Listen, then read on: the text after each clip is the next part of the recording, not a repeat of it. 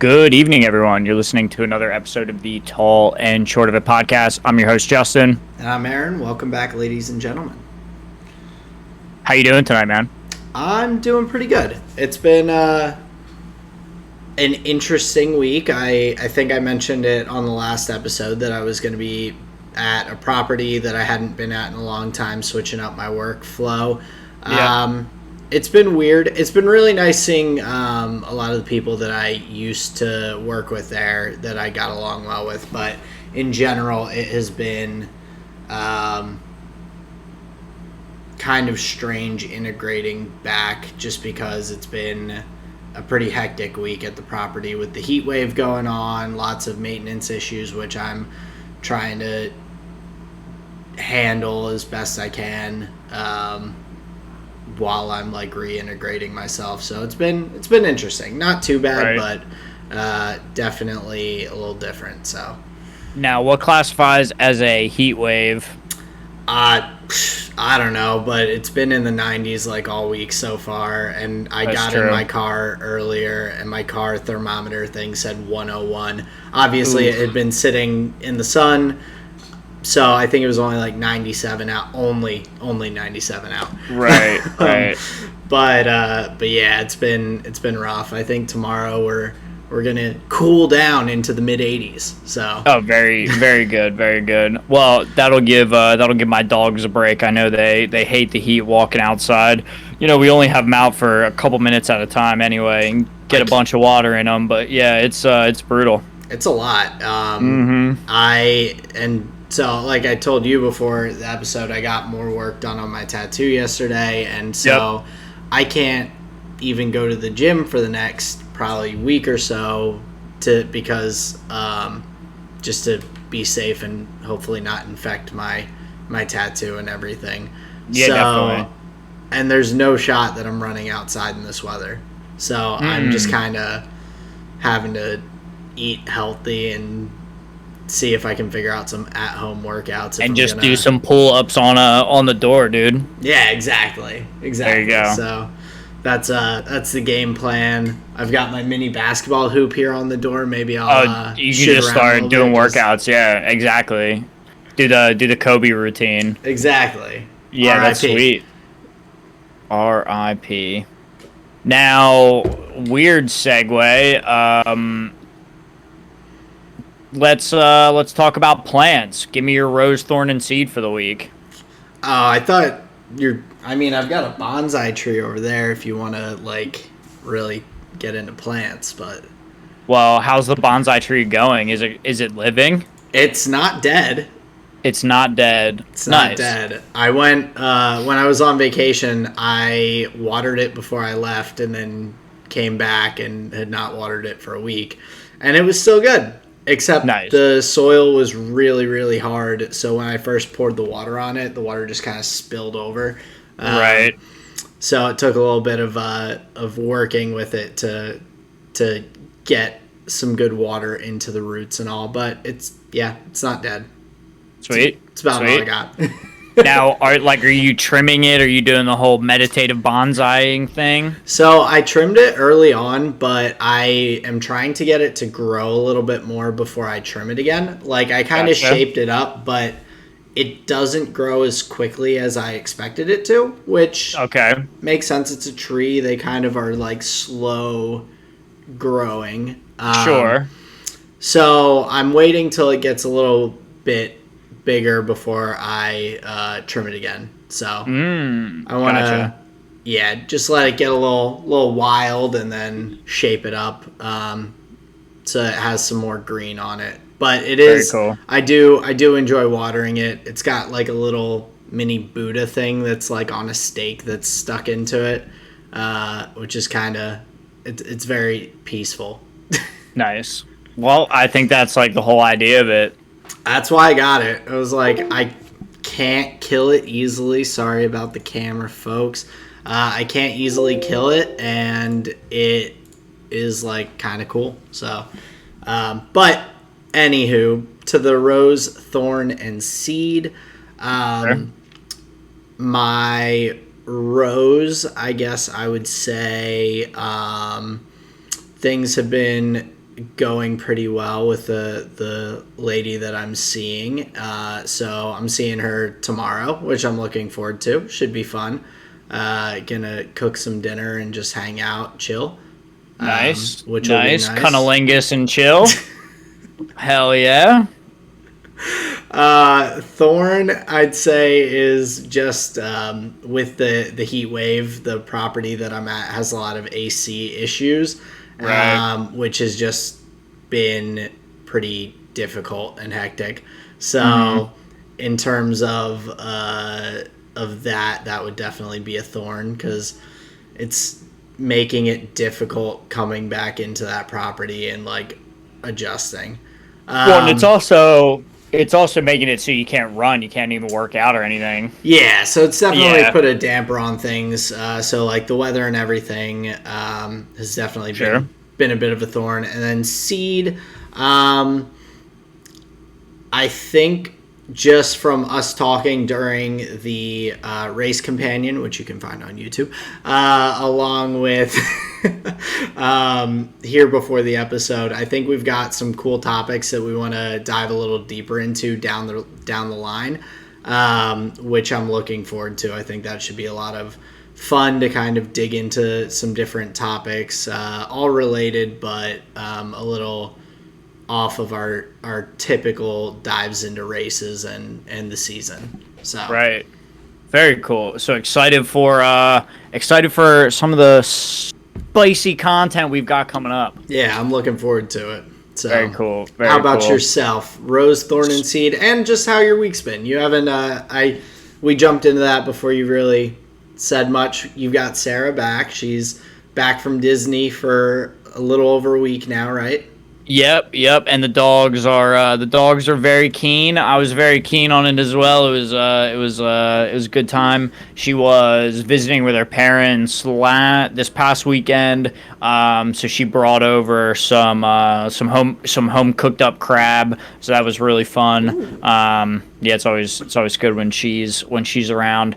But yeah, Rose, Thorn, and Seed for the week. So last night at like 3 a.m. or so, we got a 5-star review on the website, I think from a recent client of mine.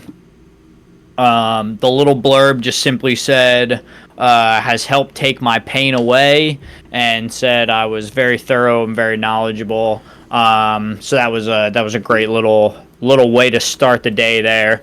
Thorn in my side, I've got a flat tire on my Honda, and I'm too lazy to go out and fix it myself because it's such a pain in the ass. I've had so many like issues with it in the past.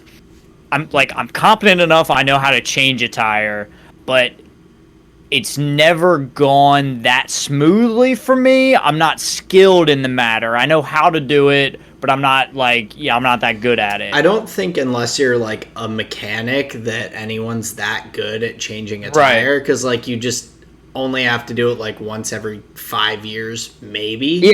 Yeah, it's not that much, but I also think they give you like bad equipment to do the job, right? You get like little like toy car cranks, like the little plastic, just Like whatever. super crappy jack for the car. And so yeah, it's just always a nightmare. So I have that to deal with, and then Seed. I think this one is very exciting. We're currently, me and Sarah, cooking up ways to work cryptocurrency into our massage business. Interesting. Yes. And not just like people can pay with Bitcoin or Ethereum or whatever. I'm talking like get our own coin that we can use as like a loyalty / membership / like kickback program for clients. Interesting. Okay, so kind of like stock in the business almost as like a give back or something. Right.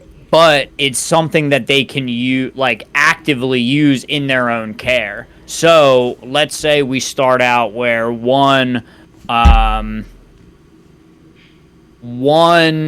top coin, we would call it, would be worth $7.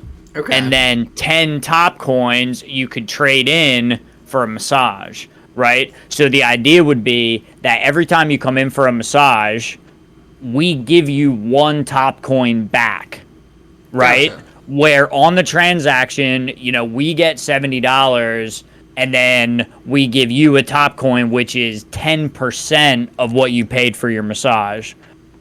Gotcha. It's not, money. It's not anything. Technically, it's like it's basically like store credit with us. It's kind of like a punch card for places. Right. It's like, right. That's like where the idea started with. Yeah. Yes. But so then crypto, what you could also cool.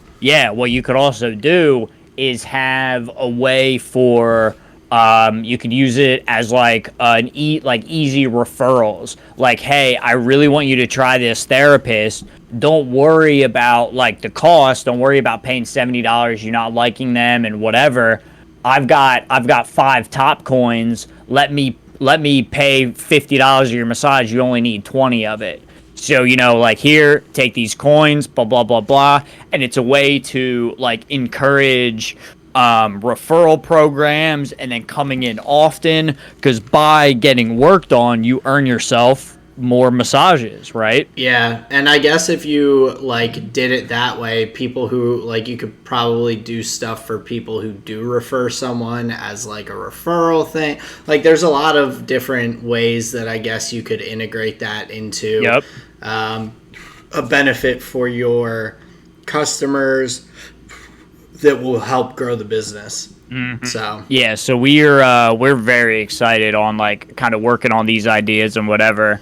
But yeah, so that's like the seed. I would say that's been really exciting to work on. But enough about us. Let's get into Formula One, bro. The Steermark Grand Prix Sunday. If you are a Red Bull fan, you had a great weekend. I mean, honestly, if you're a Mercedes fan, not a bad weekend either. But sure. definitely as a Red Bull fan, I would agree. I mean, just kind of, I mean, Max just kind of put on a clinic. From the early in the weekend on, like he was towards if not on top for each of the practice sessions. He was top of practice session 1. He was top of practice session 2. He was second in practice session 3. Looking really good. Qualified for first position. A little bit weird with the qualifying, though, because of the whole Valtteri situation with him. So I thought that was... so for any of you that didn't watch this past weekend, Valtteri spun out in the pit lane during one of the practice sessions, blocking off the pit lane. They called it an unsafe pit entry or pit exit. I forget exactly how they referred to it. I think it was unsafe pit exit. Yeah, and so he ended up with a 3-place grid penalty. He ended up qualifying second overall, but that meant he ended up starting 5th. So got bumped down below Lewis Hamilton, Lando Norris, and Checo. So interesting way to kind of start off for him.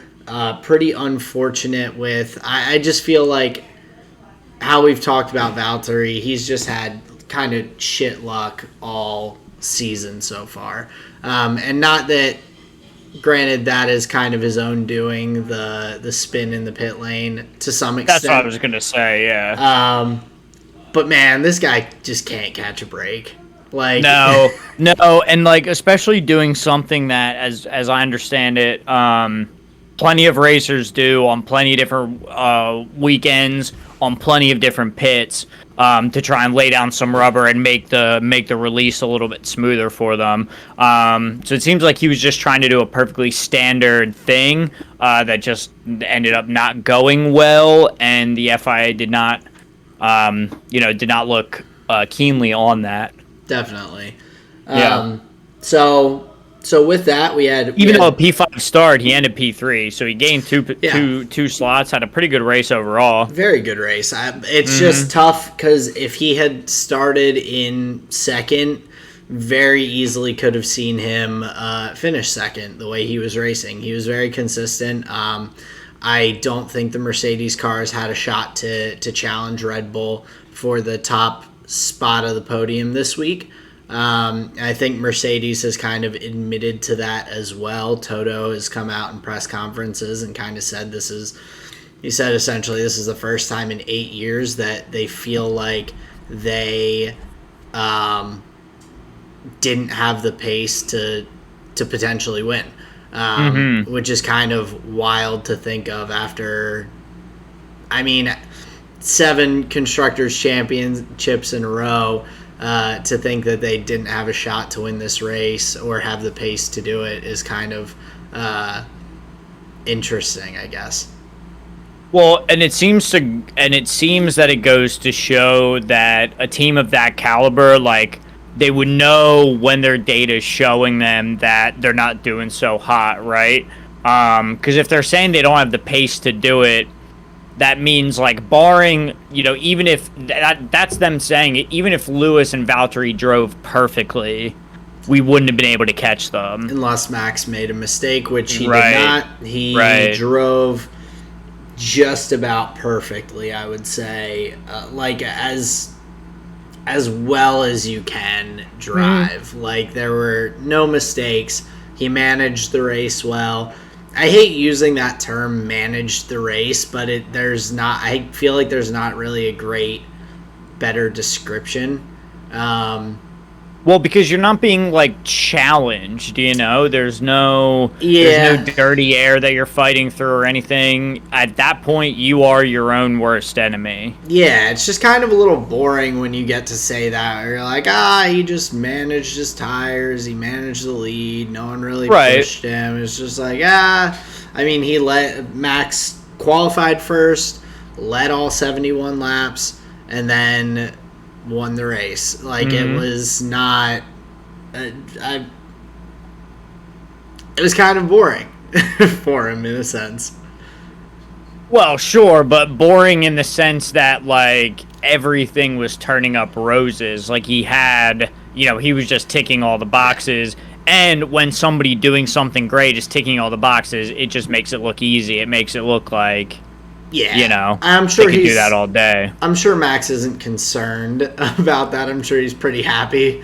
But as a viewer, this race was, barring a couple of things, this race was pretty boring overall, I felt like. Like, there's definitely some points to talk about and some interesting stuff, but, like, I don't know. There wasn't a lot of craziness. I didn't feel like there were that many like, real racy moments during the race. I think the biggest things that you can really talk about is, like, Leclerc on lap 1 and just some of the stuff. And Pierre Gasly. Yeah. Like, yeah, so what did you think about, after, like, digesting the race and all, I don't know, did you go back and watch any of the highlights and everything? What are your thoughts on Leclerc getting driver of the day? Being that, like, he's the one that punctured Pierre's tire. He hit 3 different people during the race. Yeah, well, okay, so here's what I can say about that. Isn't that, like, wouldn't that be like giving Casey Tron Streamer of the Year? It's like, it'd be like the fans just, like, memeing on her, right? So if there is an aware fan base in Formula One, there'd be something funny about them, like, all voting together, like, look at him, he fucked people up, like, he's the quote-unquote driver of the day. Yeah, it's just, like, I saw a lot of people online that disagreed with him being driver of the day, but I don't think he was the driver of the day, obviously, but, like, in a funny kind of way, he was. But I don't think that people necessarily... There were probably a couple people that voted him as a joke, but, like, I think the majority of the people who voted for him, like, actually meant it. I don't think there was a lot of, like, memeing groupthink on it. It just, I don't know. I think it's frustrating seeing... Like, Carlos Sainz had a phenomenal race. He started 5 places back from Leclerc, beat him in the race, didn't run anyone off the track or puncture anyone else's tires or break any front wings or anything. Like, so then why else would Leclerc be getting driver of the day? Like, because he drove like a pretty average race. Well, he fought his way. He fought his way back through the pack and passed a lot of people at 2 different occasions because he put himself in a bad spot. So everyone's like, oh, look at him passing all these people, blah, blah, blah. Right. But, like, he was only passing them because he crashed people out. Like, I don't know. I like Leclerc, and I enjoy watching him race because I think he's a really talented young driver. But yeah, definitely. He gets so aggressive on these first laps, man. Like we saw it last year when in the race that he caused the accident between him, Max, and Checo. And Checo ended up, that being the race that Checo ended up winning. Like, that's right. He pushed people out, bumped into them, like caused it, braked late into people. And like, he is so ambitious about making up spots at the beginning of races and making moves early and like just going pedal to the metal. Well, it's a tough braking zone and everybody's slowing down significantly. Like, you can see the strategic advantage to like trying to dive by somebody there. Definitely. But then it is dangerous though. Definitely. And I mean, he's very fortunate that he didn't crash himself out. Like, he could have very easily just ended his own race right there. And I think... Well, yeah, that's the thing is, like, Pierre has to sit out, and then he gets driver of the day and gets the race on, and it was, like, perfectly his fault. Yeah, and I mean, I know that the FIA called it a racing incident, but I strongly disagree with that. I think he should have been penalized at least with a time penalty, if not a, 10-second stop and go. Right. I don't know. I just felt it was frustrating, especially when you see other drivers that did as much as they could right and ended up having issues. I mean, George Russell started in, what did he start? P10 he started, and he came up, he was on the inside of the track, he slowed down early. He got passed by a couple people, but then got a good grip out of the first turn, passed them back, was making moves, and he just kind of got screwed with his car, kind of dying on him mid-race and him having to retire. Seeing that with him, or Pierre. Pierre did nothing wrong. He didn't squeeze Leclerc out. Leclerc just turned into him and punctured his tire and fucked up his race.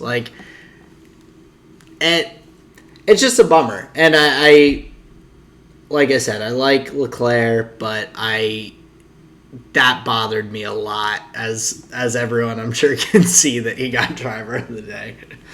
Well, what exactly is driver of the day? You know what I mean? It's not like it's a fan vote. It's not right. Yeah, it's not any, no one gets points from it. Nothing. It's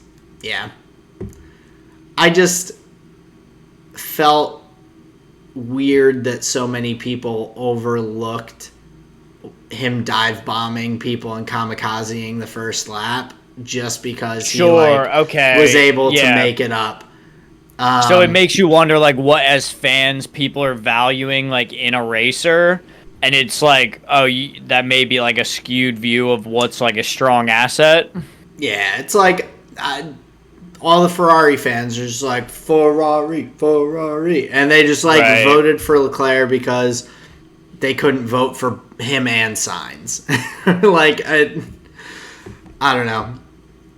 It's just a weird thing, especially since they do broadcast it and everything, and they make a big deal, and they have, like, the whatever interviewer person come over the radio afterwards and is like, oh, you're driver of the day. Like, when they did it with Seb, and Seb's like, how'd you get on my radio? Like, yeah, that's really weird. yeah, like, they make a big deal about it on the broadcast. So, like, if it was just like a fan vote or like a Reddit poll or something like that, then I'd be like, fuck it, whatever. Right. But, like, it's essentially, like, kind of endorsed by the FIA in a way. Gotcha. Okay. Dude, speaking of Reddit posts, did you see LCS is using Reddit like Reddit posts in their like analysis? They're like putting it up on screen and like who posted it and what subreddit. No, and they're like, I didn't realize that. Yeah. Like, I knew that LoL Event VODs was now, like, one of the actual distributors of, like, LCS VODs and everything, but... no, they're putting, like, Reddit up on screen in their broadcast. Interesting. Yeah, it's weird. And, like, oh, this person had a great point about blah, blah, blah, blah. It's like, wait, what? You know that kid's probably 12, right? Yeah, like... Sharknado 69 said that... Exactly. Exactly. I think they have enough intelligent people on the LCS broadcast that they don't need to be going to Reddit for their well, no, they have to go to Reddit, dude. That's like, that's the fan base, I imagine. Reddit is like Twitch chat. Mm-hmm. It's groupthink, it's a bunch of nonsense, and every now and then you'll see a decent point. Right. There you go. I like that. Like, especially the League subreddit. The League of Legends subreddit is, like, garbage. Yeah.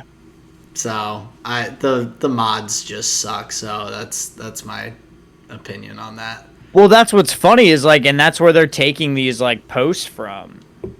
Well, but Riot seems okay with it because they gave the moderation of the Valorant subreddit to the same mods that did League of Legends, even with all the hate that the League of Legends mods were. Wow. Before Valorant even came out as a game, like when it was announced, they created the Valorant subreddit and like gave moderation control to the same people that did the League of Legends. Sweet. Gotcha. So, like, I haven't even looked at the Valorant subreddit because I guarantee it's just a bunch of garbage, just like the League. Like, I used to love the League subreddit. Like, there was a lot of good stuff on there. It was great early on in the game's lifetime, and it's just kind of gone downhill over time. Yeah, I would tend to agree, and that's kind of how I feel about forums in general. I don't get too many hot takes or like things that like make me like stop and like, oh, that's a great point. Yeah, like you said, a lot of groupthink. So that's weird that they're taking that and using it on the broadcast. That's dude, bizarre. that's my point. Yeah, it was very odd. Back to Formula One though. Sorry to segue off there real quick. That just made me remember. Made you member? Yeah, it made me member like Pepperidge Farms. But yeah, two different cartoons. Decent race overall. I did feel like during the race companion that I cast or cursed Gasly and George Russell because I was definitely hyping them up before the race, and then they just Pierre immediately gets knocked out of it, and then George Russell knocked out partway through. I was pretty bummed, but I think it will make for an interesting Austrian Grand Prix coming up this week because I think we got to see that George, for one, looks really comfortable on the Red Bull Ring track. The Williams car has the ability to possibly fight in the midfield. I'm really hoping to see George get his first points with Williams. That would be awesome. And he still doesn't have any points. I don't think so. I'm pretty Damn, sure. Dude. I'm pretty certain that he has never gotten a point with Williams. And damn, that's actually brutal. I don't know if he's gotten one at all because he never ended up with the ones no, he did get a couple with when he was driving for Mercedes, I think. Gotcha. So, yeah, I'm like trying to look and see when he would have gotten any points. And, yeah, I don't... Yeah, he got 3 points when he drove for Mercedes at the Sakir Grand Prix.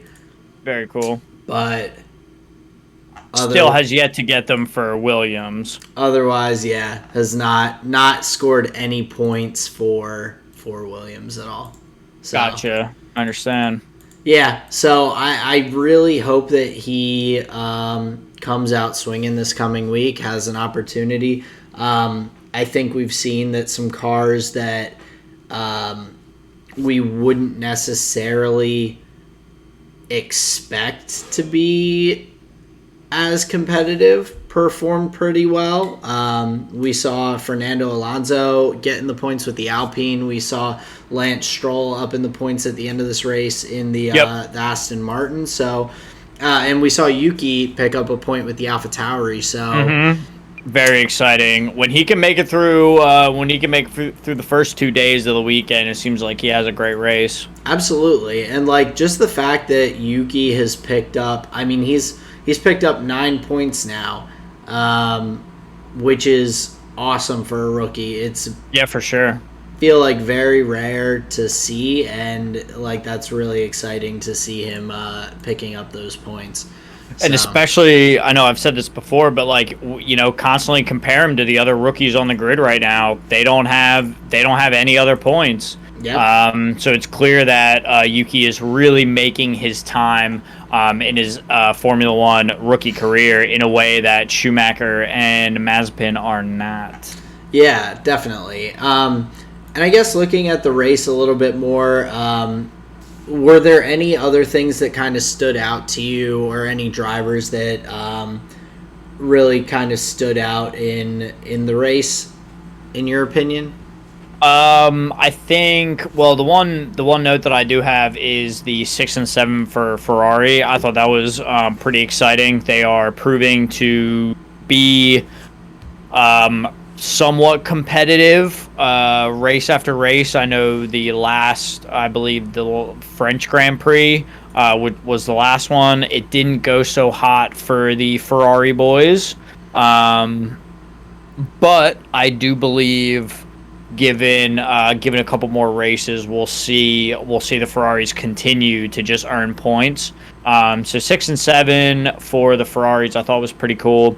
And then also the final couple of laps, watching Sergio chase after Valtteri and just like shave time.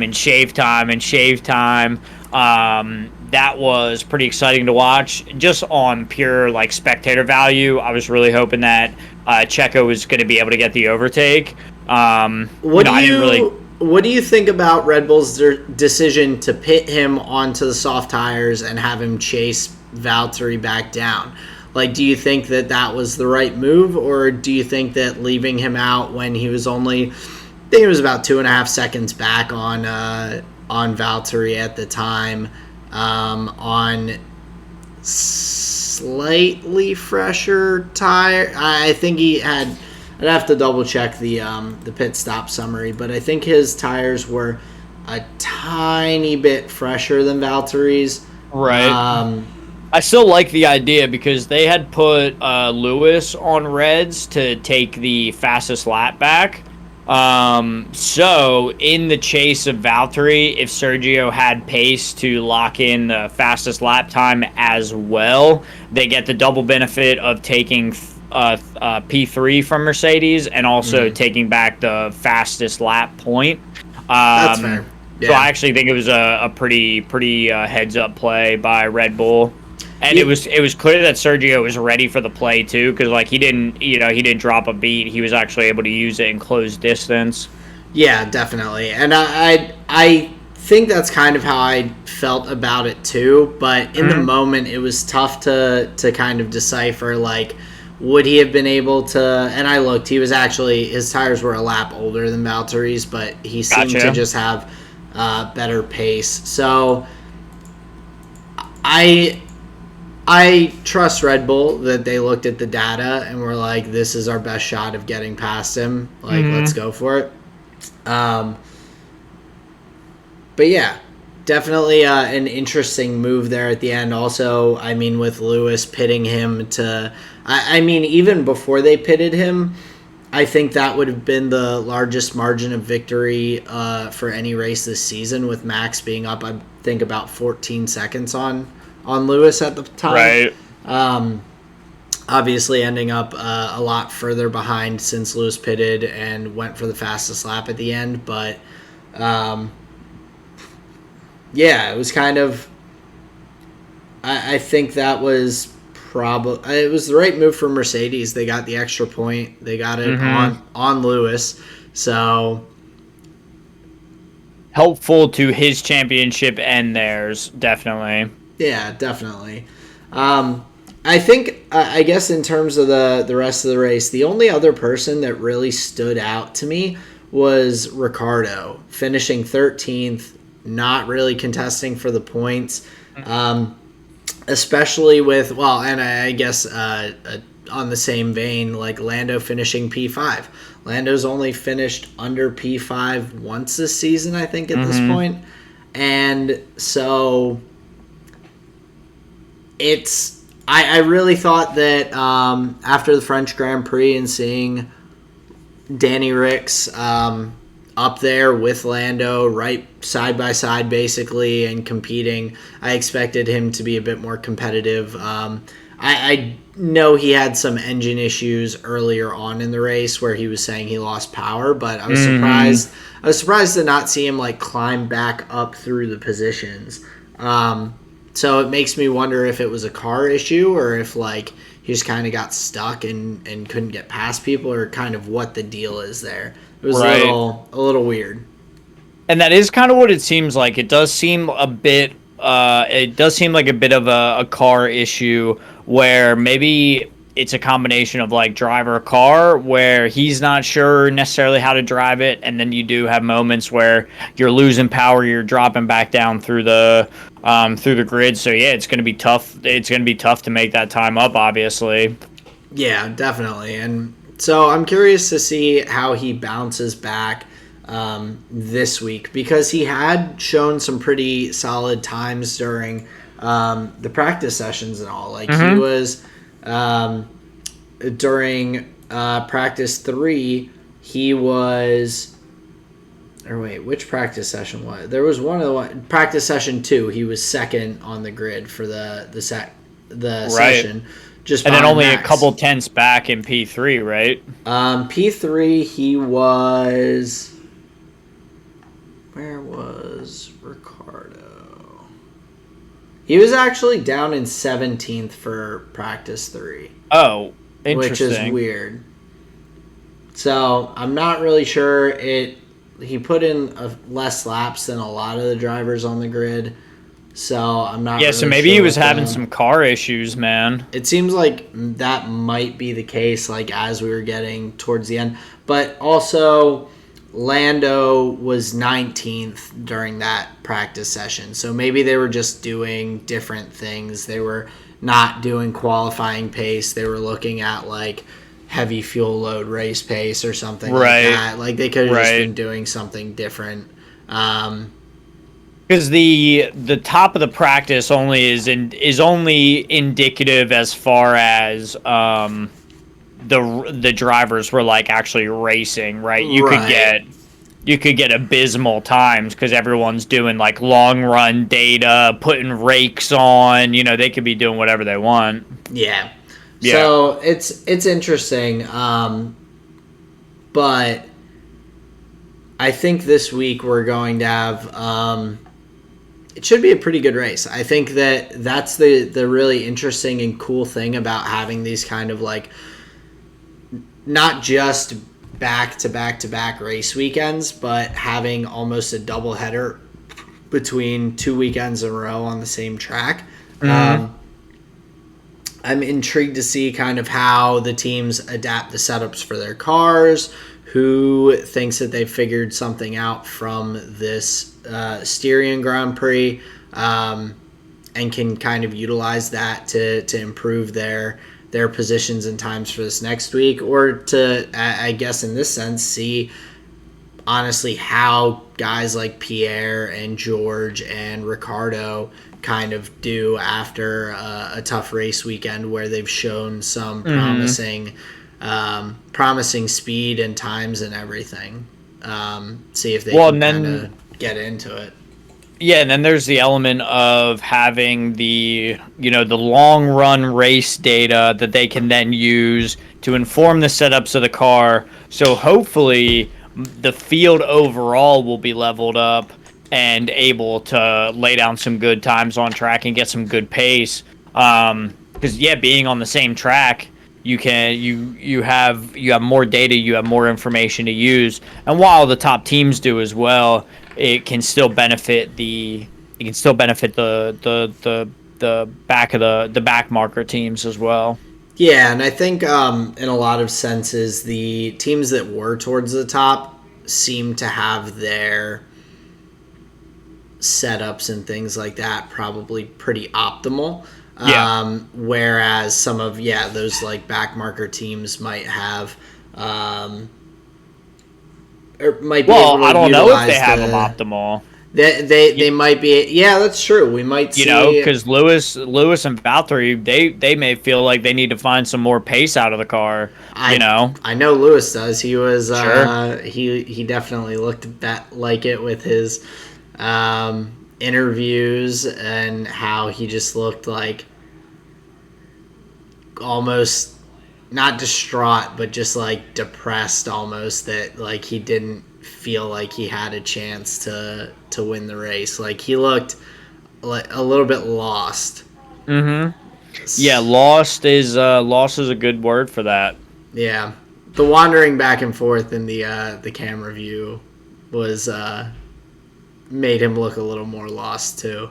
Yeah, it was really, really weird. He didn't know where he left his towel, and he had to go find it, just back and forth and back and forth. Yeah, and I mean, I know that we'll probably end up getting into that more later on in episodes, but like that's definitely something that I want. Like, I don't know. Tell me what you think about that. It's such a weird thing. And for anyone who's listening, like we're after qualifying,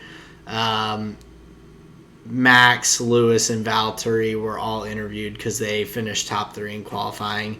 And while Max is being interviewed, Valtteri went first, Max went second. And while Max is being interviewed, like the cameras are just like on Lewis as he's just like wandering to and fro in the camera shot, back and forth, like just pacing.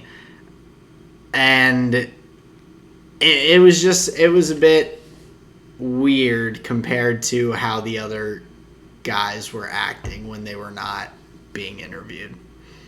And we don't have all the data, but what I know it looked like is that Lewis was not ready to give Max the moment in the sun again, and he just wanted it to be his turn as quickly as possible, and that came off a bit disrespectful, and it came off a bit rude. Now, the other element that just came to mind is that those racetracks probably change all the time as far as where they're supposed to go and where they drop their shit and where these like zones are and what's supposed to happen, where they're supposed to go. I can understand feeling like he didn't know exactly where to be. I'm not 100% sold on that just because the way he was moving about was indicative of him knowing exactly where the frame of the camera was. It also didn't look like he was trying to do something. No, it looked like he was just like waiting impatiently. Yeah. Right, and that comes across very disrespectful. I also kind of blame it on the broadcast slightly in a sense because they just interviewed everyone out of order. Like if they're like they interviewed the second place first and then first place second and then third place last, like it was they should have interviewed Lewis first, then Valtteri, then Max, or Max first, then Valtteri, then Lewis. Like it shouldn't have been like this out of order weird thing. Do 3-1 then 2. Yeah, that doesn't make a whole lot of sense. Just do 3-2-1 or 1-2-3. Because they did 2-1-3. Like they didn't even like there's no order. Or no, Lewis got second, Valtteri got third. No, Valtteri was second because he got the 3-place grid penalty that dropped him to 5th. It was, or I'll double check myself, but I thought Valtteri was second in qualifying. He beat Lewis out by 0.3 in qualifying. Oh, that's right. The interview was for... It was for qualifying. That was after qualifying. Yeah, it was qualifying. It wasn't for the race. Yes, that's what got me confused. Okay, thank you. Thank you for pointing that out. I was like, wait, what? Yeah, no, but you're right. It was the interview after qualifying.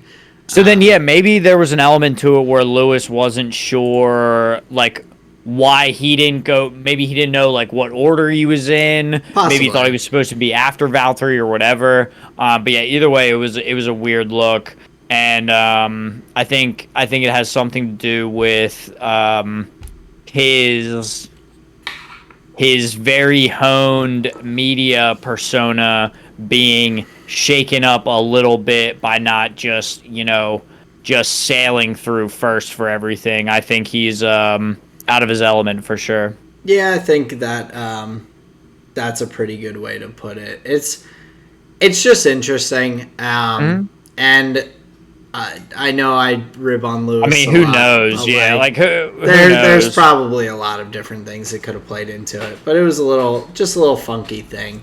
But yeah, we've got the Styrian Grand Prix. We had for the finish, Max first, Lewis second, Valtteri third, Checo fourth, Lando in fifth, Sainz sixth, Leclerc seventh, Stroll eighth, Alonso ninth, and Tsunoda 10th. So that was the all the guys in the points for this race.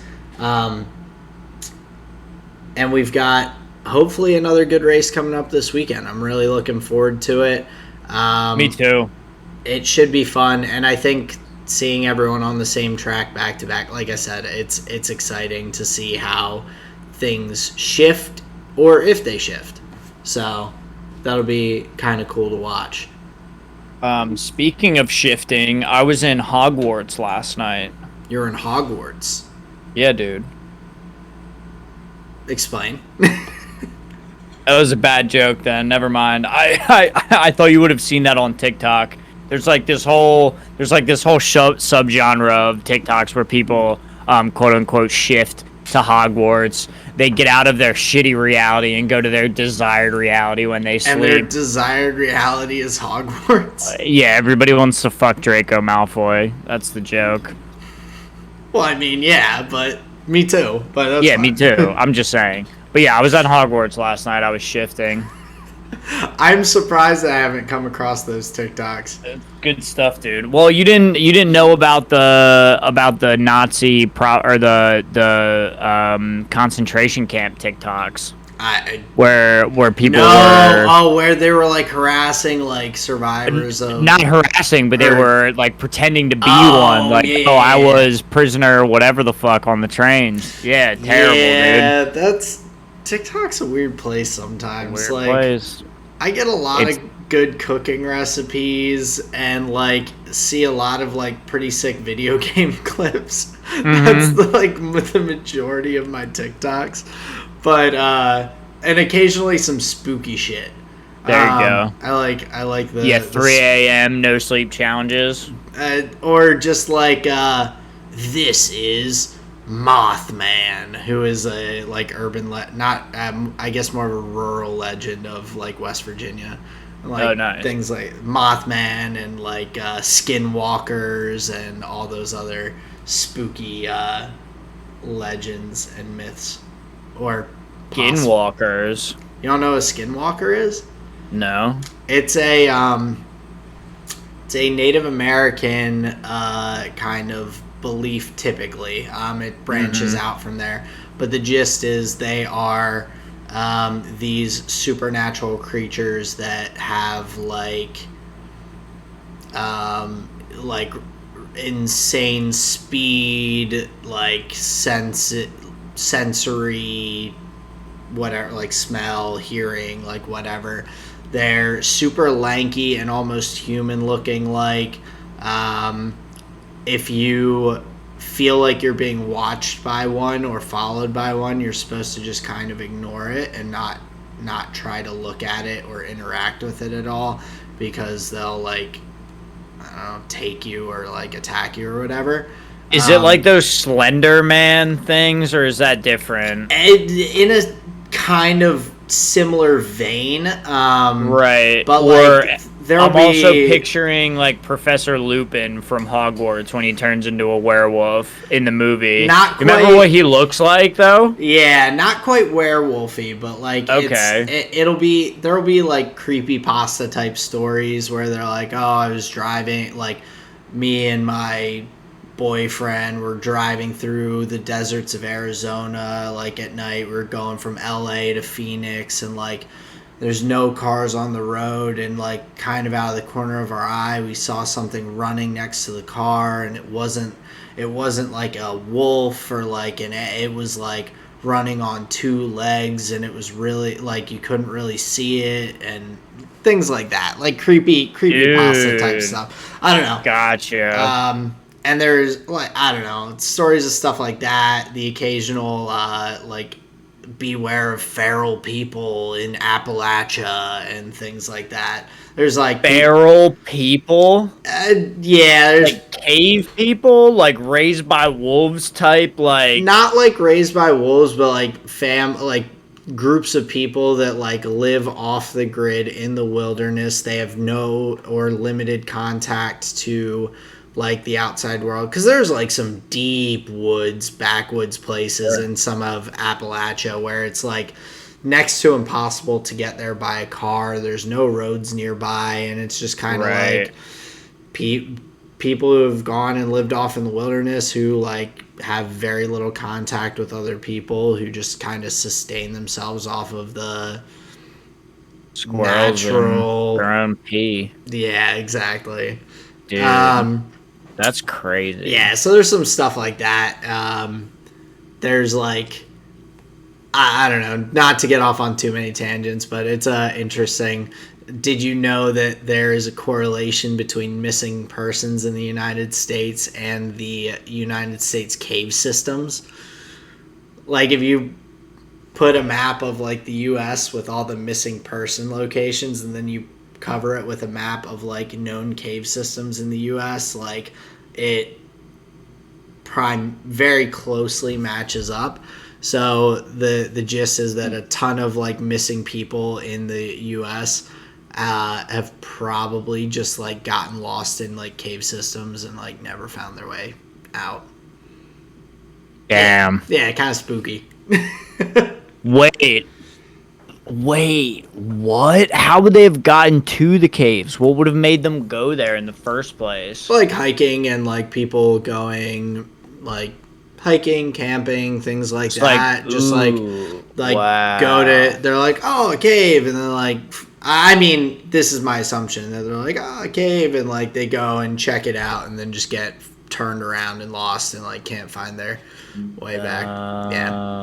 That's a nightmare, bro. Yeah, so That's not cool. Definitely not cool. So there's Dude. yeah, I get on spooky talk a little bit.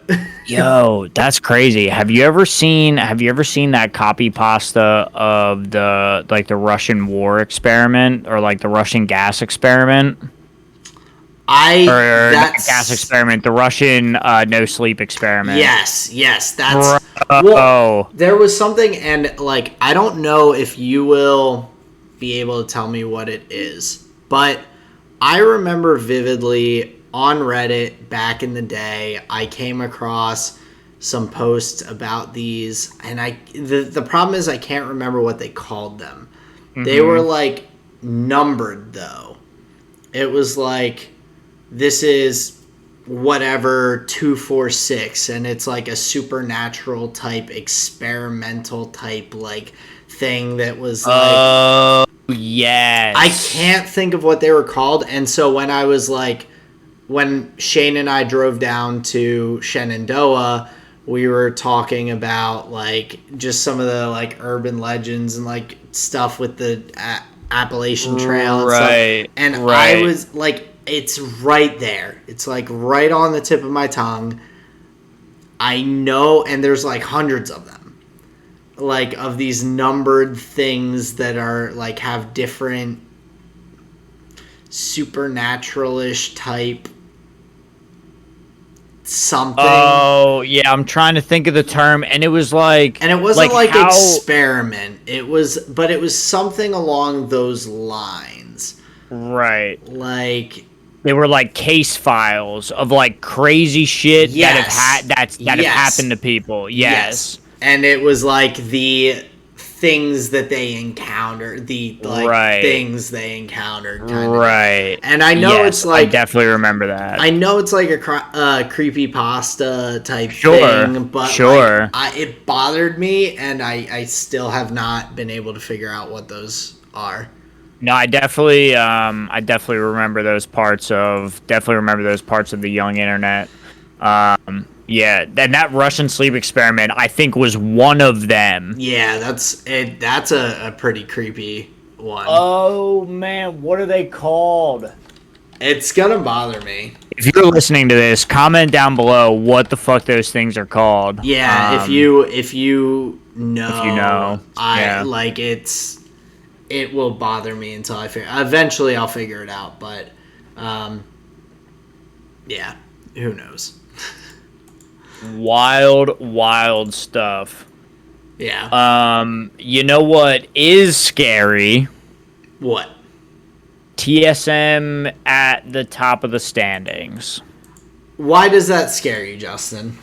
It means that war never changes. I think it's never any different, dude. It's I mean, other than 100 Thieves being up there, it's always the same deal. Yeah, that's why my day 1 and day 2 games are 100 Thieves, because I find their success to be exciting and refreshing, and they have I just love their squad. They're doing great things. Well, Closer looks like a meth head, and he plays like one. He just goes out of his mind. Like, his eyes are so sunken in. FBI has never gotten a wink of sleep. He is so tired, but these guys just win consistently. Well, yeah. So talk about the 100 Thieves versus Dignitas game here on day 1. Well, that was the fun one, because we had. Here, what am I looking at? Here we go. Sorry, I just want to pull up the stats here. So the one thing that was fun was the someday rumble into Renekton, and it is a matchup that we see all the time. But as we know, Renekton is supposed to be able to get the better of Gnar if he's able to like get up next to him and just hit him with the sword. It did not go that well for Fake God in the top lane matchup. Someday took it, flipped it on its head. But I think the one thing that really made like the big difference, and what was odd, was the rumble for closer in the jungle. Like he pretty much just controlled the whole early game, had great objective control, and then when it came to the team fights, his equalizers were just insane. So I think the top and jungle in that game were especially impressive. A deathless bottom lane from Huhi and FBI. The Kaisa is insane. It's so useful. In the hands of FBI nonetheless too. I think he's one of the better Kaisa players that we have currently in the NALCS. And yeah, there was just really nothing Dignitas was going to do as an answer. So I think it's impressive to see 100 Thieves pulling off these clean games against the bottom tier teams that they should be winning so cleanly against. Like Dig took 1 tower, 0 inhibitors, 0 barons, 2 dragons, but newsflash, 100 Thieves didn't even like have to play for the soul. They just took 2 dragons, took 2 barons, won the game. Yeah, well, and I think the other interesting part is just looking at the team comps. Like 100 Thieves played out their team comp essentially as perfect as you are going to kind of get. Like you do have Abadaga in a pretty tough matchup with the Lucian versus Lee Sin, because just purely on the fact that Lee Sin is so strong right now. Like, yes, you have the ranged matchup and everything, but if you get caught out by a Lee Sin as a squishy Lucian, like you're kind of done for. And so like that of course is your toughest lane matchup, but Huhi and FBI in the bot lane just were able to kind of sit there, soak it up like that. They don't have an aggressive, like kind of in your face fight you kind of like duo there. They have no, but the set does peel the Leona pretty well. Does peel the Leona, but they can't like they're not going to be engaging. So they have the defensive style that they can use to get to the late game. And like you said, the Gnar versus Renekton matchup can be tough for the Gnar, but with closer, it just feels like that 2v2 in the top lane with the top jungle kind of duo there. And Sunday's just so strong playing weak side too. Like he's so comfortable just waiting for the jungler. Right, and just stalling out till he can get a gank. And so I think that is my takeaway from that game, is the fact that 100 Thieves, each lane, each role kind of played specifically to their play style, their win conditions, their team comp. Yeah. And that is so valuable, like immensely. So awesome to see from those guys. Yeah, it just shows that they're able to just play out the comp like that they drafted. So many times we see like teams like draft a certain thing and then not be able to like play out the poke comp or not find the fights, or they don't draft that second tank for like supplementary engage or whatever. So yeah, it was nice to see like not only a strong draft from 100 Thieves, but then take it into the game and play it out really well. So that's good to see. Yeah, I think that's one of the things that the LCS does not typically do super well. Like, we may be able to pick the right champions, but playing things out cleanly is not always like in our wheelhouse. So, and I guess like kind of speaking of that in a sense, that brings me to my matchup, my game from day one, which was the EG versus Liquid game, and that game was super, super close early on. EG had little leads here and there. It was very kind of back and forth competitive. But I think the biggest thing for me was like Jizuke was not playing out to their team comp the way that he should have. There were multiple times where he just tried to force engages on the Nico with the Nico ultimate instead of like backing out, resetting, letting his team regroup and everything, like, or they got engaged on and they were able to peel off back out without losing anyone, and he just goes back in like the madman he is and would die, and then they started losing objectives. Like, Liquid didn't outplay them extremely hard. Like, Tactical had a great game on the Ezreal. He did what he needed to do. He played that really well. And Jensen on the Lee Sin was, like, actively looking for picks and, like, going after them. But honestly, the biggest thing for me in that game was, like, I was frustrated watching Jizuke, who is such a talented mid laner, just like int himself again and again into the Team Liquid team when he didn't have to. Quite honestly, I'm not even so sure it was all on like him playing Nico. I'm not sure I even understand that pick competitively either. The movement of the clone is so binary that I don't think you're ever gonna fool anybody with it.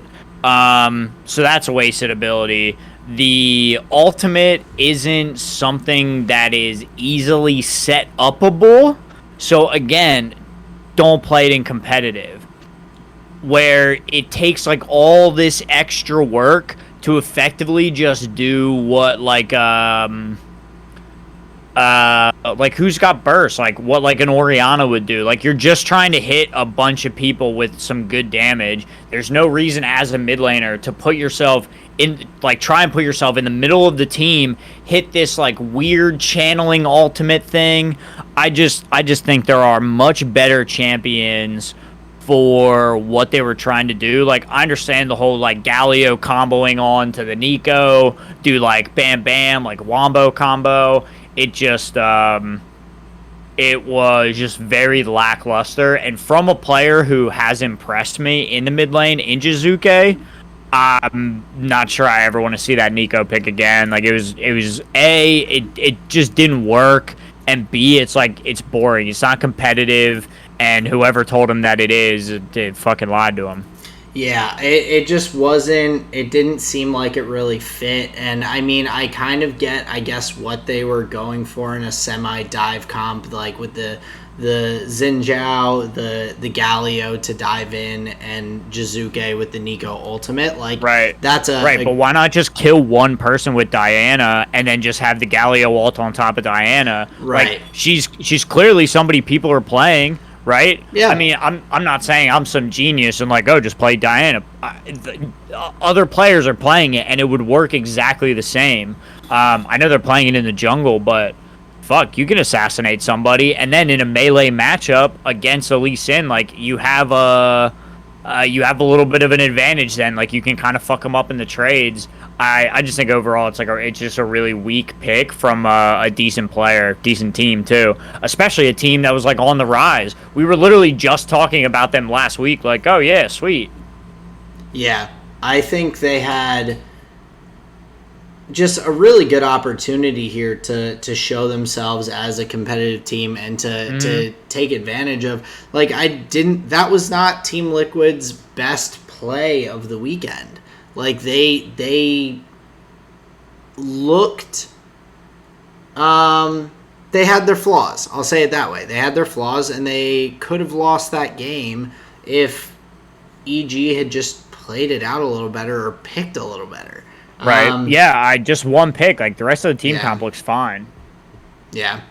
So I still think EG is good because they have a lot of talent, but like, I wanted to see them perform kind of more similarly to 100 Thieves and like just play things out cleanly. Because I think even with the Nico pick, if Jizuke had played things out cleanly, then they could have won that game. Definitely. So, definitely tough. But we'll see how it goes going forward. We've got a lot more games ahead of us. But for day 2, we both had the same game, the 100 Thieves versus C9. So talk to me about that a little bit. And this was a barnstormer. I think the biggest factor in the game was Abadage on the Azir, and I know they talked about it on the cast, but the Azir countering the Kindred ult in that soft kind of way where you can push them out of it so they don't get the invulnerability and then the heal at the end of it. More importantly than that, though, I thought the Lulu pick in the mid lane was kind of weak. He didn't do a whole lot in the game overall. I know they were going for like a protect the AD carry comp, but then they probably should have got Kog'Maw and the having the Blabber in there too, where Perks would have to pick who he's buffing. I'm pretty sure with Protect the AD comps, you're just supposed to play one AD and then a second support. So the fact that they played Lee Sin in the top lane and not picking the right AD carry, I'm not sure what the bans were. They easily could have banned Kog'Maw. I don't know. But it seems like they picked 5 individual champions and expected that to work. And then on top of that, the Kindred pick gets counterpicked by Abadage, who had the final pick, counterpick on the red side. And the one time that it like came up and mattered, he shoved 3 people out of the Kindred all, and they cleaned up the team fight, and it felt like it was just like over from there. He did the interaction perfectly. Cloud9 had no chance, and then it was just kind of game over from there. Closer played amazing on the volley bear. He was 1-1-10. You know, he was there for a lot of the key moments in the fight or in the game. So yeah, just couple key moments that I think really the game really hinged on. But overall, I think it was a weak draft from Cloud9. Yeah, I definitely agree. And I mean, you look at it and they didn't have a strong AP threat either. Like you said, with the Lee Sin, you have Blabber on Kindred, and you have Sven on the Varus. Like, you're not providing any real strong AP threat. So the itemization that 100 Thieves is able to do from that, and I mean, too easy. That's another point that I've had about Cloud9 since MSI. I think that they have not been drafting super well, and they haven't been getting really cohesive team comps. They've been piecing together champions that they're capable of playing, but there's not really like defined win conditions for them. Mm-hmm. And I think that's been one of their biggest struggles in this half of the season, is that they just keep going out there and throwing together a kind of mishmash of champions that, like, yeah, everyone on their team's capable of playing, but like, what does it actually do? Are you pushing for early objectives? Are you going for macro play? Are you trying to team fight? Is your goal like, do you have items that you have to get to? Do you have an item breakpoint that's gonna like get you a good fight that you can just push and win if you win the team fight? Like, they are very disjointed with their picks, and 100 Thieves picked very well into it too. Like, having the Callista and Nautilus, that's so much lockdown in CC. Like, if you can lock down a Lulu before she's able to shield and ult and and polymorph and everything, like, she's dead. She's done. Yeah, 100%. And then the Abadaga with the Azir, like you mentioned, knocking 3 people out of the Kindred ult in that one fight. Like, that is such a huge pick. I mean, that's why people play Gragas into Kindred. That's why people play Lee Sin into Kindred in that jungle matchup, because you have the ability to knock people out of that Kindred ultimate. And like, Kindred is definitely a good pick, but not into 100 Thieves team comp. Like, well, it I think would have been okay. Although they didn't ban the Azir when maybe they should have. Then don't pick the Kindred. Like you can't leave something like that open and just be like, oops, that's really like gonna fuck with that is a heavy counter to the Kindred. Like you just, if you're gonna leave it open, I would agree. Either last pick or late pick Kindred after you already know what 100 Thieves is playing in the mid lane, or don't pick Kindred. Yeah. Like that's just my, and I mean, I'm gonna be super critical of Cloud9 because they need to play better if they're gonna perform well. And as a fan, like I want them to perform better, but like that is such a huge flaw for them right now as they're drafting, and just objectively, yeah. It can't be overlooked. Like not that I think Liquid and TSM and 100 Thieves, who are all either tied or above them in the standings, are bad teams by any means, or that Cloud9 should be better than them. Cloud9 just needs to figure that out, and I think things will start to fall in place a little better. And also having Sven come back into the lineup, we talked about it last week. We weren't fully sure how long King was going to be up there, but I think that's good, and hopefully they can get back into a pretty good flow with the team. So, well, he wasn't really gone that long. I imagine that shouldn't be a problem. Him and Vulcan have been playing together for a while. Yeah, 4 weeks isn't a lot, but still, it's something. So it maybe will take a week or two for him to feel fully acclimated back. I don't know if there's any intentions of continuing to swap back and forth, but I guess we'll see. I hope not. I think that like does some weird stuff to your lineup, creates some inconsistencies. I hope he's here to stay. Yeah. Yeah, I think so too. But getting on, I guess, to day 3. Sure, everybody's both favorite. Of us also had the same game for that. We had the TSM versus Liquid matchup, which was interesting because it was a quick game in a sense, definitely lower than the average like game time of the LCS. Mm-hmm. But it also felt very slow with like how few kills and like team fights and everything there were. It was very like macro heavy for that game. Yeah, it went like deathless for a long time, but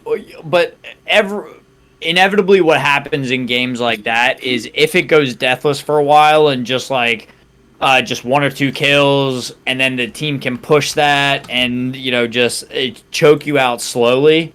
What ends up happening then is when that fight happens inevitably at 28, 32 minutes or whenever it is, it's lights out. It's game over for the team that loses, because even the team that didn't get the 2 kills, they're still close enough. Like all these farm numbers are very close. It was really only Jensen that had all the money on Liquid, and then Spica had all the money on TSM. Like overall, it was pretty even. So depending on how that fight went, it really could have gone either way. And I know TSM was like eking advantages throughout the whole thing, but yeah, Liquid easily could have done it. But the way that TSM was playing and the fact that they had the Ezreal Azir, yeah, they were never getting touched. They could just hang out outside of whatever turret they wanted to and just kind of siege down pretty much. Yeah, and they played it very cleanly, and like their team comp like really matched up very well. Like I think that Liquid has a pretty cohesive team comp as a whole, but just in general, I think that TSM had just an even not a better team comp. They also had a cohesive team comp that just kind of countered what Liquid was looking to do. I mean, like Jensen's whole goal is to jump on top of someone and solo someone out and then get out. And like with the Ezreal having an escape, the tankiness of the Mundo, the CC of Nautilus that Sword Art played, the Azir Shurima shuffle and everything, like you've got so many ways to fight back against that, and kind of stop what Liquid was looking to do. Like, even at the end, as TSM's kind of pushing towards Liquid's base and everything, like, you see the Dr. Mundo almost get killed. He's down to like 10% HP, and then Mundo never dies. He has his Warmogs, and all he has to do is go untouched for 5 seconds or whatever it is, and all of a sudden he's like just rapidly gaining back life, to the point that no matter what Liquid had at the end of that game, without the respawns, they weren't going to be able to hold him off, because the Mundo just, like, too big. Such too tanky. Too tanky. He's too tanky. But the Mundo was a weird pick, but, like, it worked out really well, and it really meshed with their team comp. Doesn't lose super hard in the lane, especially to Lulu.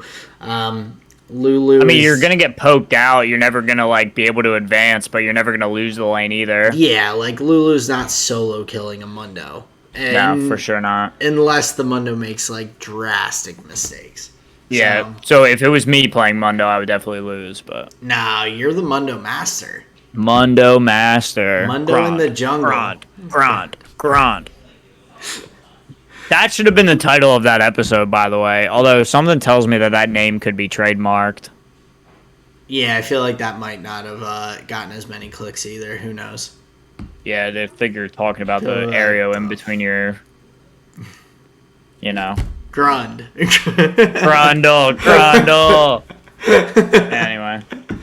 But yeah, I mean, the TSM looks really solid. I think like they fully have proven themselves to be top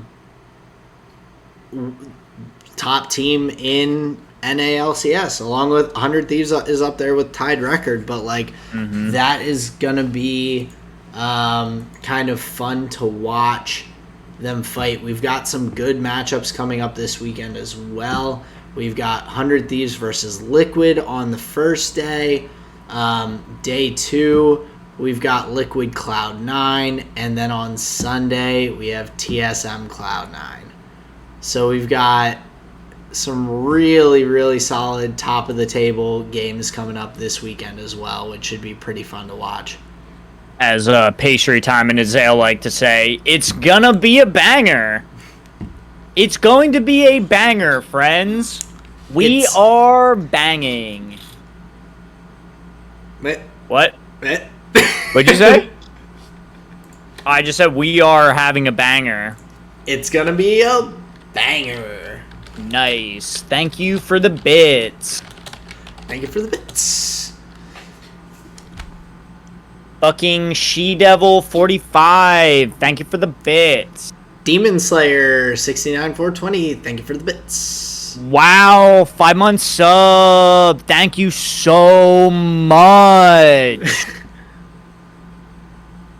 This has been another episode of Casey Tron's Twitch channel. I feel like she would be happy to know that she still had a couple of fans out there. I think she would. I genuinely wonder what happened to her. I think she might have just gotten the bag and just dipped, which good for her. Yeah, she could be like painting pictures of unicorns. I don't know. Yeah. I hope she's doing well, though. I know her time in League of Legends had some rough days for her, so I hope she's doing okay. It seemed like she had the attitude of, these idiots are giving me money, and I don't care what they think. Yeah. Which is the right fucking attitude to have, so. And we call people that can cry on demand some of the greatest actors of all time. So there you go, Casey Tron. Your true fans are here. Yep. Got 2 of them. 2 of them. 2 fans. We're just going to become a Casey Tron Stan channel. Stan fan account. Yeah, exactly. I'm going to start making... I'm a Casey Stan. I'm going to start tweeting out Casey Tron... Facts. No. Oh, what are they called? Casey Tron fan cams. Like the K-pop fan cams that people... Have you seen those? No. Oh. What is it? What do you mean fan cam? It's like a people will make like compilations of their favorite like K-pop artists like dancing and like whatever with like weird music in the background, like not even Right. necessarily their music, that they're just like, and like all of the videos have this weird filter that are like all sparkly and like they're like, oh my god, this is like, I dream of fucking BTS and like all these other fucking K-pop like people, random ass people. And they'll just like, Interesting. for the longest time, I haven't seen it in a minute though, so I think it might have fallen off a little bit. But like they would, under any popular or famous or like really retweeted heavily, heavy activity type tweet, there would always in the comments be just like someone who has posted some, like has nothing to do with anything about the tweet, with anyone involved in the tweet, with anyone who's mentioned, with the context, nothing. It's just a video of some K-pop person like fucking dancing, and they're like, oh my god, dreamy, blah blah blah. And it's like, it's so fucking weird. Nice. So propaganda. Basically, but Gotcha. But the K-pop people did also like get really involved with a bunch of weird political stuff during like the election and everything, and would just like spam the fuck out of people that were being idiots, which was pretty entertaining. Like they would just like make it so people who were saying stupid shit just like couldn't have a platform because their posts would just be flooded with just like K-pop shit. Weird, man. Yeah. I think some Taylor Swift fans did it too. It was like a K-pop Taylor Swift fan like collab. It was a collab. No, it was a collab. It was like the two fandoms were just like fucking with people who were being stupid on the internet. BTS featuring Taylor Swift and Taylor Swift featuring BTS. Super. Dude, what a crossover. That would sell billions.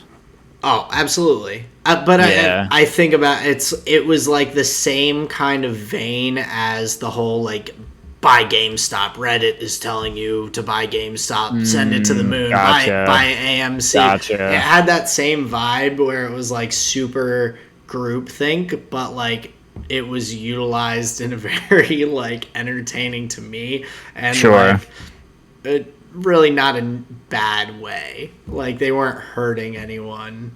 No. By doing it. So no, Stan accounts never hurt anybody. Unless you're actually Stan from. Well, he hurt himself. He also drove off a bridge with his wife tied up in the trunk. Well, he hurt her too. I'm just saying. Yeah, you know, he did hurt himself, but people were harmed in the making of. Just two. Just two. You know, and imagine 2 people die to save millions. Maybe that song probably saved some lives. Probably did. Yeah. It also probably made people. It probably saved more lives by the fact that people who were disappointed that they didn't hear back from Eminem were like, oh, like he gets it. Right. He just can't get to everyone. This is him writing back. Yeah, exactly. Yeah. Yeah, I actually heard that song recently and listened like the whole way through, and I was like, fuck, dude. Anytime I hear it, I listen all the way through, but it is a fucking dark song. Yeah. Yeah, it is. Some shit. Hot take about Eminem. I think his music is going to age poorly, and or there will be artists who take his vocals and put them to different choruses and backing music. He was the worst, like, song maker. How so?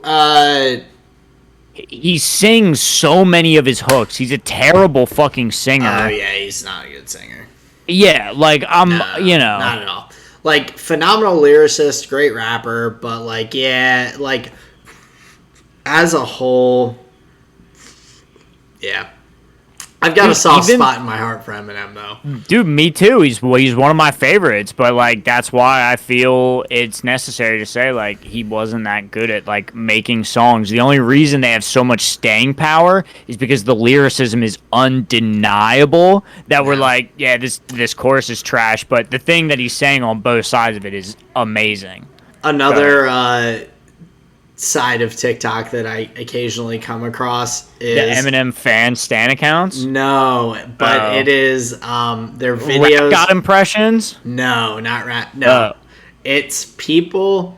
It's actually just one specific guy that makes TikToks about other rappers who rewrote verses on songs because they heard Eminem on like his bar on like a collab piece. Like Big Sean did it, Kanye did it, I'm pretty sure Lil Wayne did it. Like there are so many rappers that they were like, yo, like let's get M on this track and everything, and he comes in and they're like, it's just a group of us, like this song's gonna pop off because all of us are big names or whatever. Then Eminem comes in and just goes insanely hard, and like Kanye's like, I didn't sleep for 2 days, I just spent it rewriting my fucking I mean, yeah. Well, and you hear stories where like people wouldn't want to send verses back because like, you know, there's always this like competition in hip hop. So the idea was like they just wanted to be able to have the better verse and not give you the advantage of like hearing their shit and then like being able to pen something else. Yeah. So yeah, I imagine that would happen with Eminem all the time. That's that's actually hilarious. It's so funny. I imagine there would be so many artists too that wouldn't want to be on a track with him because they were scared of like getting, you know, demolished on their own thing. Yeah, and it wasn't even that he was like calling them out or anything. He just did just so like the skill. Well. Yeah, the skill ceiling was so much higher. Yeah, he's insane, man. Admittedly, I haven't listened to his newest project, but I kind of don't want to. Why not? Like, I've listened to a couple songs, but I love old Eminem, and some of his recent stuff has not been at his best, in my opinion. Yeah, it's like, it's okay. It's fine. It's okay. It's fine. It's not... I think his writing hasn't, like, changed at all. No, I think he can still rap really well. But some of the, like, the songs are just, like, meh. They're not good songs. Right. And, like, there's a lot of other good quality music that I would just, like, rather listen to than a okay Eminem song. Like, I'm not going to go out of my way to listen to it a lot just because it's Eminem. Sure. And so with the newest stuff, I'm just like, do I want to, like, tarnish the image that I have of that's him? kind of where I'm at. Like, I've been very okay to just, like, I haven't heard it. Whatever. Yeah. Other things going on. So that's kind of like, I hold him in very high regard, and I worry that I would tarnish that image in my mind, and I'm very okay with just leaving it as a pleasant thought. Yeah, for sure. No, I'm not mad at that. Yeah. So that's kind of where I'm at with it. But we got super off topic. That's fine though. It is. But to pull us back in and get to what we normally have as kind of our towards the end, one of our last segments of the pod, we've got some Magic the Gathering, but it is not a deck tech like we've done for the majority of those. But Justin, you played some games this past week and got into it a little bit. So how'd that go? Yeah, we were playing some games last night. Were these with the Commander 9 guys, or was this on the Discord that you joined? Yeah, it was with Ian, Jason, and Brett. So we were able to get 2 games in the time that we had. Lost the first game, although it was close. I think it could have went... I think I was out of it for a decent portion of the game. A couple of my... Well, I was playing Brea, the deck that we did last week where we made some upgrades. Yeah, I was going to ask if you got to play it. And I was actually keen on seeing a bunch of the cards that I added in. And like in that position, I was like, yes, these are exactly the cards like I want to be drawing now. So definitely more effective than what was in there. So that was fun. So I played Brea the first game. Didn't do so hot. I wasn't able to like really develop a board state. It kept getting wiped in like players trying to address other people's boards. Mine was just kind of like caught in the crossfire. Collateral I was damage. able to deal, yeah, I was able to deal some damage. But yeah, overall, I was like not that big of a factor in the first game. But in the second game, and now like I'll talk a little bit more. So in Modern Horizons 2, we had one of the big cards that was in the set. His name was Ragavan the Nimble Pilferer. So he was like the chase mythic in the set. Everybody wanted a copy. So he's 1 red mana for a 2/1 monkey pirate that says when Ragavan deals combat damage to an opponent, create a treasure token, then that player exiles the top card of their library. You may cast that card this turn. So, effectively, on combat damage, he makes you a mana in the treasure, he draws you a card, and gives you access to whatever they're playing, right? So you can make 1 mana of any color with the treasures. You build a little bit of treasure synergy into the deck, and no matter what comes off the top of their library, you can cast it using the treasures and whatever mana you have. And so I have Ragavan in my Burgy deck, which was the mono red storm list that was using the Grinning Ignis to bounce him and either do like Impact Tremors or the Aether Flux Reservoir or whatever. Right. So I have him in Burgy as like a really solid 1-drop. And dude, I really did not understand how fucking strong this card was. Like, it literally every turn was drawing me like 3 cards, getting something, like most of the time getting access to an effect that my mono red deck didn't have. Like the one hit was like a big like mill opponents and then reanimate something. So I was able to get like one of their big creatures onto my board as well. Like the amount of advantage that Ragavan generated me was insane. It was actually insane. And it ended up in netting me the victory in the game. I was able to assemble all the right pieces. They were kind of focusing on Ian a little bit, and I was able to win the game. And I do believe it was in big part to the Ragavan. Like he probably made me like 6 mana over the course of the game and got me like 3 castable spells. It was just insane card and mana advantage. So that was really fun. Getting to play the mono red deck that I've been working on for a while because I think that list is so much fun, the Burgy list. And then getting to see this new Modern Horizons 2 like powerhouse in action and actually having it like this little like monkey pirate just like decimating the table. Yeah, it was really cool. Do you see the art? Yeah, I pulled him up because I was. It's amazing, bro. It's awesome. I love it so just much. This little white monkey that's got like all this treasure around him because he's just snatching up everything. So the lore with him as a card, he was a token that was created by like a legendary creature from like a couple sets ago. So whenever she attacked, you would make this 2/1 that was attacking with you, and then it would go away. But I guess it was so beloved from the community that they were like, give him his own card, and they made him powerful as fuck and cute as hell. That's really cool. I'm about it. He just stomped on him, dude. It was epic, actually. That's dope. That's awesome. Yeah, I really like that a lot. That's pretty cool, man.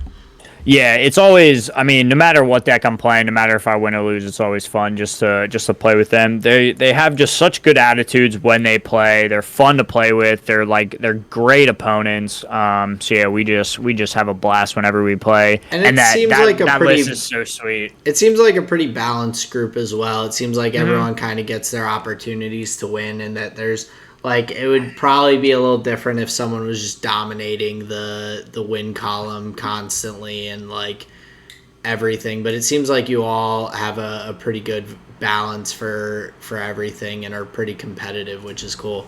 Yeah. Well, like I've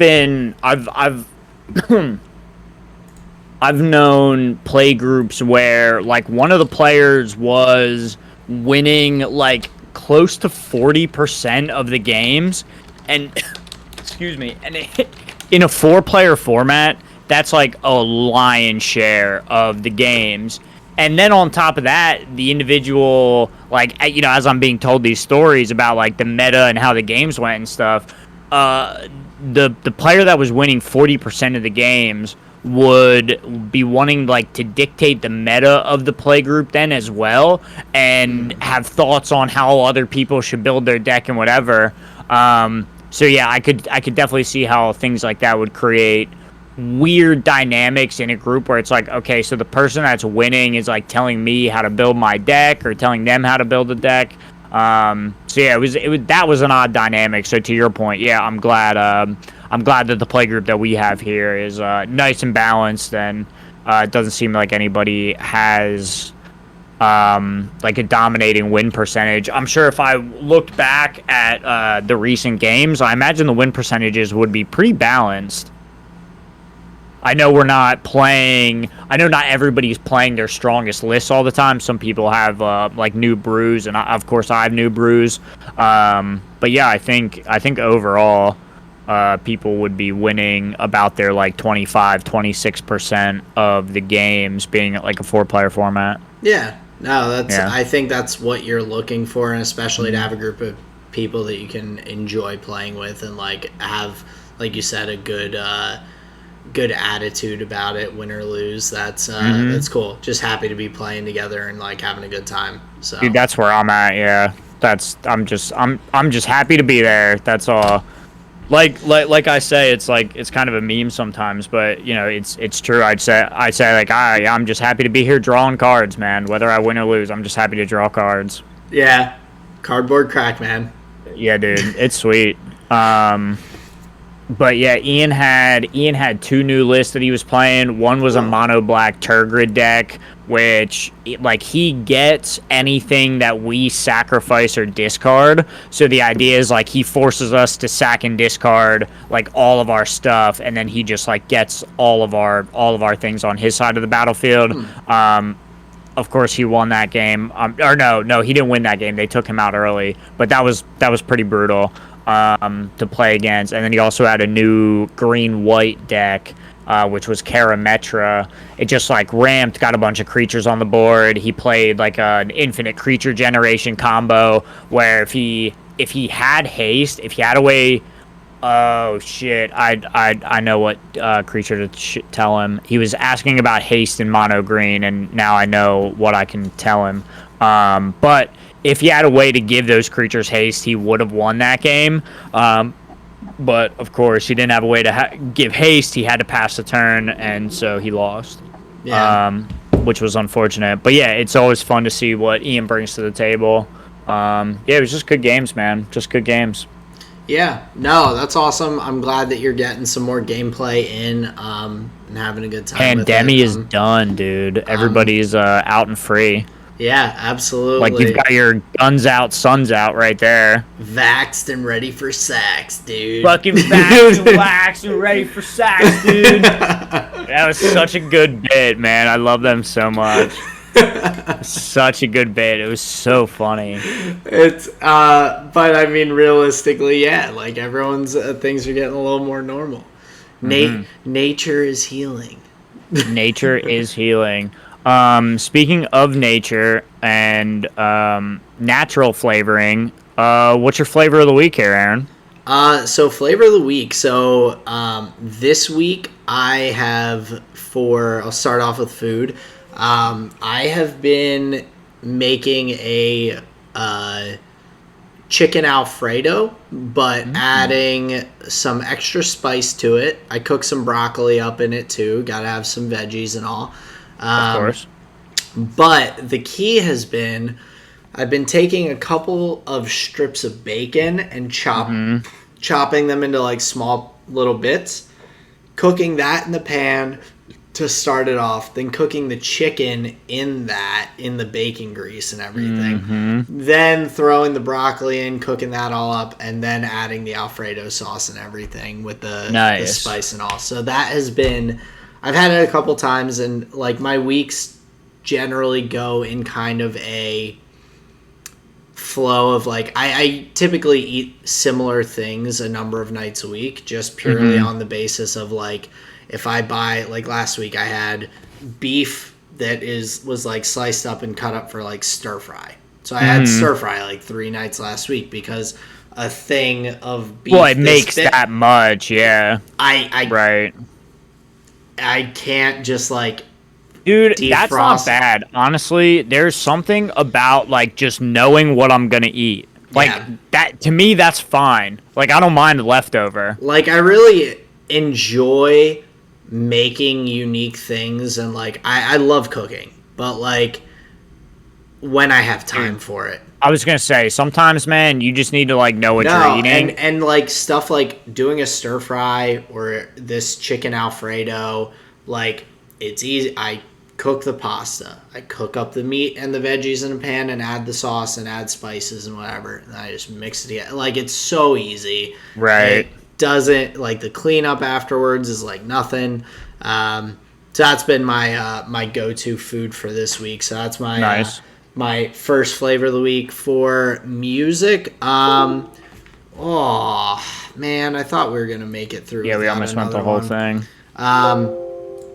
With music, I have been going through and I'm trying to get a little bit more volume to, I'm putting together like an experimental rap playlist, which is a kind of transitional playlist for people that like heavy metal or like metalcore or like that kind of like rock metal music. Right.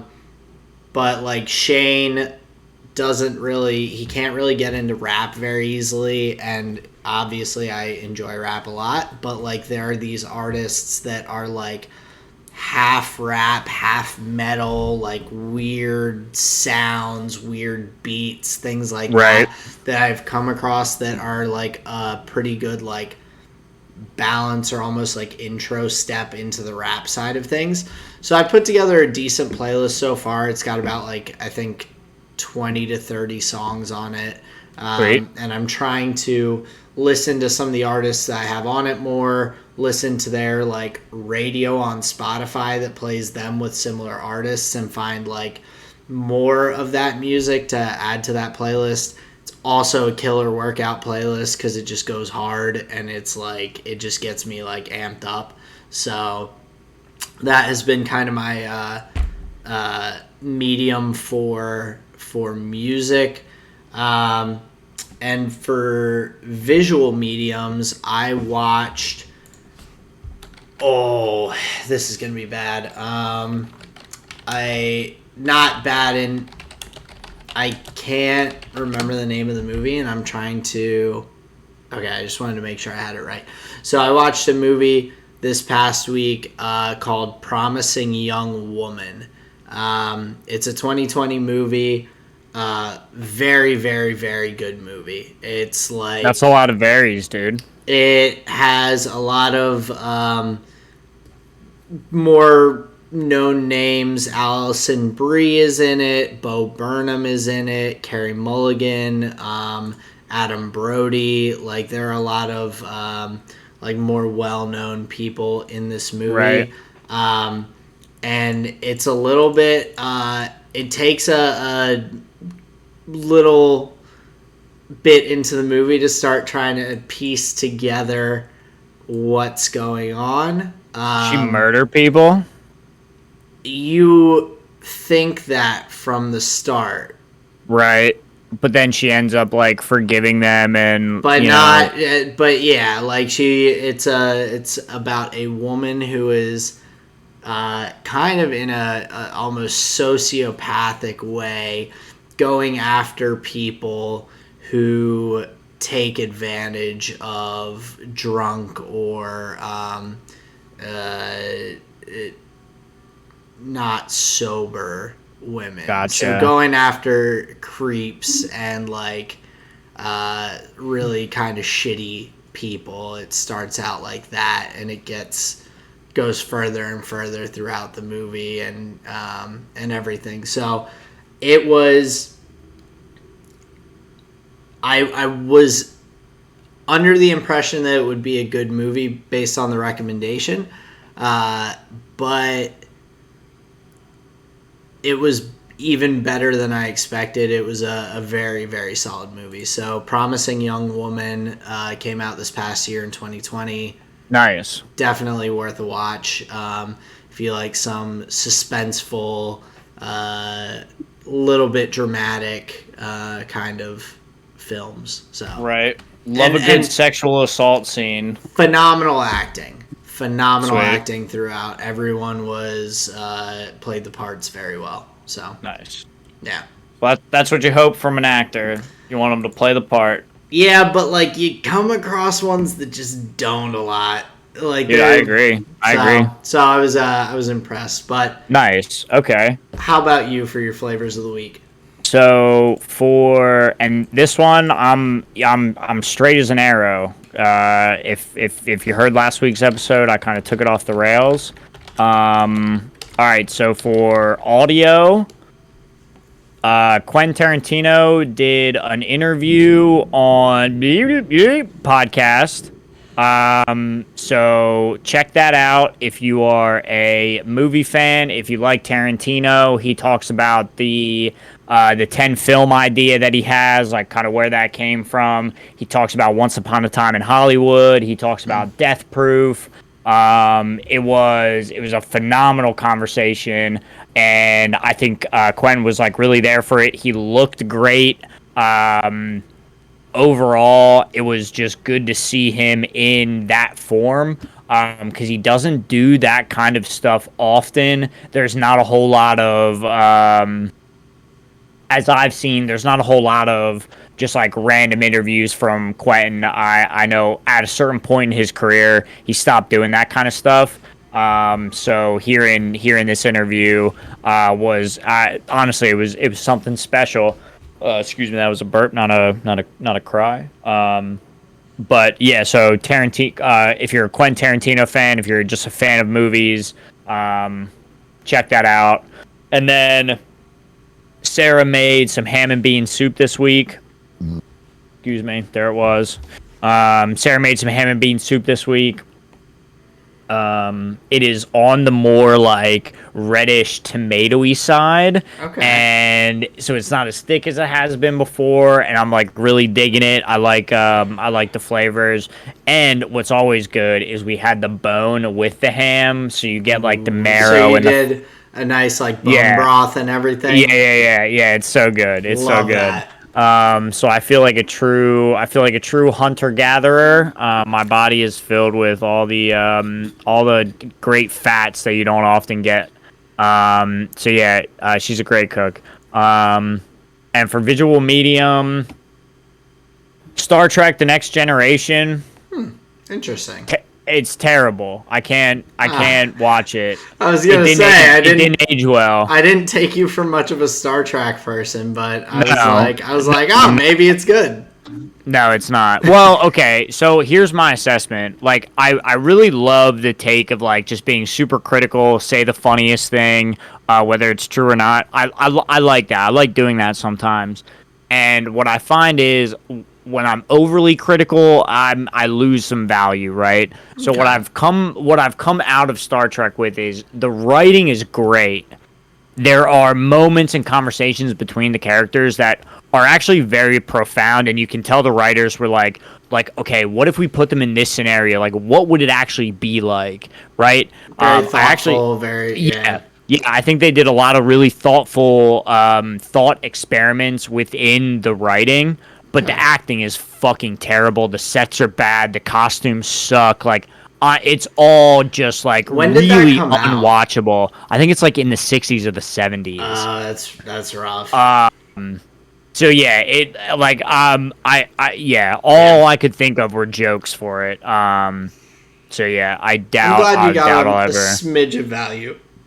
Oh yeah, and I don't want to like totally talk shit. I'm not like trying to like alienate anybody who likes the show. Obviously, like it was just way before my time, and I never even was exposed to it when I was younger. So I'm coming into it much later. Yeah. So like it's just like a rough time. I have a tough time going back and watching the original Star Wars movies. I think the Yeah, writing is or like phenomenal. old video like, games. The like costumes and there's the something about the special visual effects element is like it takes you out of it. like freaking Yoda in episode 5 or whatever in Dagobah is like a fucking creepy ass puppet. Like he is the most profound in that film though, man. And I love the scene where he's talking with Ben Kenobi, and he's like if he never comes back, and then like they have like the red light showing on Yoda, and he looks up and he's like, there is another.